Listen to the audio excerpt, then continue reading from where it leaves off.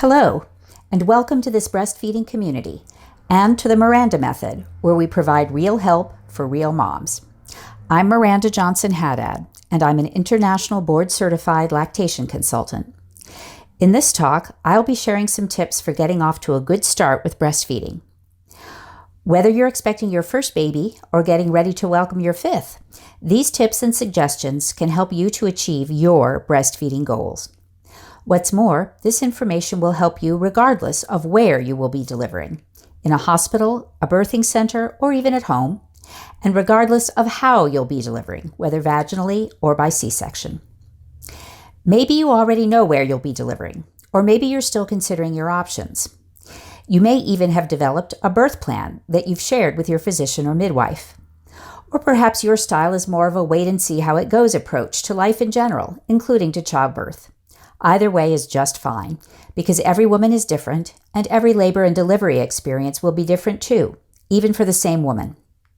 Breastfeeding, however, is actually simpler than childbirth, because when it comes to breastfeeding, we have learned that just a few basics hold true for almost every mother and baby. Even better news is that these basics are achievable by almost every mother and baby, regardless of how the labor and delivery experience go. So even if your birthing experience ends up being nothing like you envisioned in your birth plan, that's perfectly okay as far as establishing breastfeeding goes. A yoga teacher I know likes to say that with any yoga pose, there's always a modification that we can do to make a pose easier for someone whose needs are different. And the same is true of breastfeeding. There's always a workaround. Maybe you've seen some of those videos showing a newborn baby who, when placed on her mother's belly right after birth, gradually scoots her way up mom's body to the breast and latches on. These are certainly wonderful and amazing to see. But this scenario isn't a realistic one for most mothers delivering in U.S. hospitals today, because the process can take 45 minutes or more, and most hospitals just aren't set up for this. A woman who delivers in a birthing center or at home might be able to have this experience. But even when this isn't an option, moms can take heart in knowing that babies are born with the innate knowledge that somewhere out there in this strange new world, there's a breast waiting for them. Today, most hospital labor and delivery wards and most OBs accept that placing the baby in skin-to-skin contact with mom as soon as possible after delivery conveys many benefits for mother and baby alike. It's also the single most effective thing you can do to get breastfeeding off to a good start. But don't worry if it can't happen right away. I'll discuss in another podcast the steps you can take to promote breastfeeding in the event of a mother-baby separation or other unexpected occurrences. Many mothers are able to practice some form of skin-to-skin even after a C-section. Remember what I said about modifications? Some hospitals are open to delaying certain medical procedures that aren't time-sensitive until after mother and baby have had some skin-to-skin time. But if this isn't possible, you can still make it known that you want to try to breastfeed as soon as possible. And you or your support person can remind the medical staff of this wish if need be. Some babies, once put skin-to-skin on the mother's chest, will find the nipple quite quickly and latch on. We lactation consultants love those babies for sure, and so, of course, do doctors, nurses, and mothers.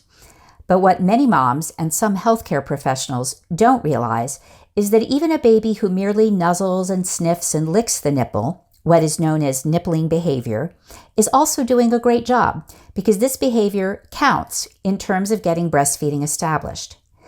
The fact is that even a baby who neither latches on or exhibits nippling behavior, but who just lies on mom's chest, listening to the familiar beat of her heart and breathing quietly, as may happen after a challenging birth, is still doing just what she needs to do in order to establish breastfeeding.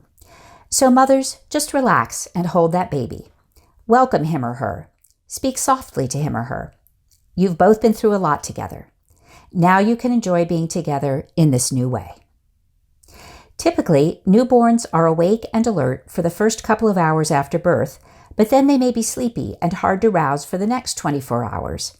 This is normal. You can and should certainly try to wake your baby up and attempt to feed her every 2 to 3 hours during the day and every 3 to 4 hours at night during this first 24-hour period. You can practice with baby all you want. Rooming in can help with this, and most hospitals now practice some form of it. Stripping baby down to his diaper and putting him on your chest skin to skin may help wake him. He will not get cold, no matter what your mother-in-law tells you, if you are holding him skin to skin, because your body heat will keep him warm. In fact, this practice helps warm babies up far more effectively than does bundling them up and sticking them under a heat lamp. Hospital maternity ward policy varies, as do pediatricians' views, but in general, as long as the baby urinates once or twice in the first 24 hours and passes a good amount of meconium stool during that time, you can know that she's getting enough to eat. During the immediate postpartum period, mothers' breasts make a kind of early milk called colostrum. Some mothers may find that their breasts leak small amounts of colostrum during pregnancy. Often mothers don't think of this substance as milk because it is thick and usually gold-colored or clear, and because there isn't much of it. But remember that a newborn stomach is roughly the size of a marble, so baby really doesn't need more than the few teaspoons of colostrum that she gets at the early feedings. Colostrum is the perfect food for a newborn. It's loaded with antibodies, it's easily digested, and it contains just the right balance of proteins and sugars for a newborn baby. It's also a laxative that helps baby clear out the meconium from her digestive tract. Colostrum even creates a protective seal for baby's little gut that keeps out bacteria and pathogens. For a baby who's taking her time learning how to latch on, moms can be taught how to hand express their colostrum either directly into baby's mouth or just enough so that baby can lick it off the nipple or even mom's finger. Most mothers find that the mature milk begins to come in on day 2 to 5 of baby's life. Not surprisingly, baby's tiny stomach grows rapidly to accommodate the increased volume, and by day 10, baby's stomach will be about the size of a golf ball. Mothers who have lactated before may find that the mature milk arrives much sooner with their next baby. Maybe by now you're thinking to yourself that these tips for the early hours and days postpartum are all well and good if things go smoothly, but what if they don't? What if baby still struggles to latch on and starts to lose weight, or develops jaundice or low blood sugar? What if baby needs to go to the NICU? And what about mom? What if her nipples become sore or her breasts become engorged when the mature milk comes in? What if every nurse in the hospital tells her something different about how to breastfeed? I'll be addressing these and many other breastfeeding and parenting concerns in upcoming episodes.